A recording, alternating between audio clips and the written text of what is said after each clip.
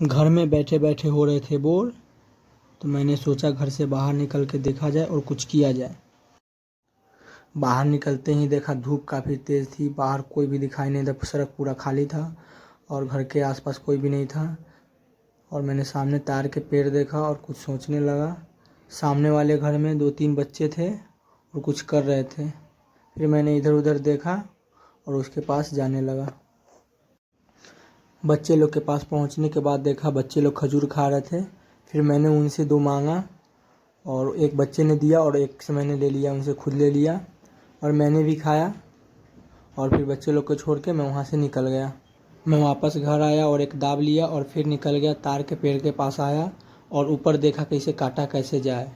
काफ़ी मेहनत के बाद मैंने एक और फल काटा और घर लेकर आ गया और इसे दूरा पे रख दिया।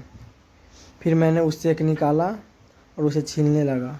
उसके ऊपर से कवर हटाया, उसके खोइया हटाने के बाद मैंने दाँत से उसे काटना स्टार्ट कर दिया।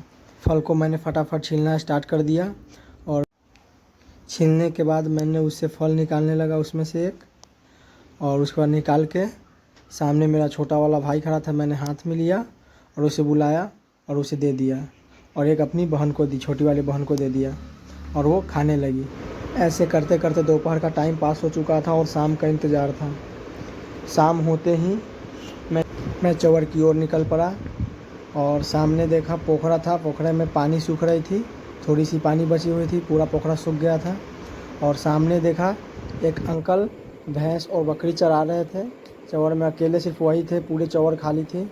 अंकल से मैंने पूछा कितनी देर और चराएंगे, तो वो बोले कि बस 2 घंटे बाद वो निकल जाएंगे।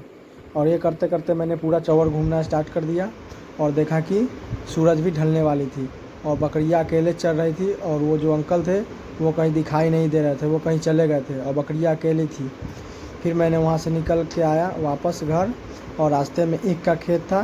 फिर मैंने एक ईख काटा, वहाँ से निकाला और फिर उसे खाते खाते घर चला गया। ऐसे करते करते पूरा मेरा दिन ऐसे ही टाइम पास हो गया।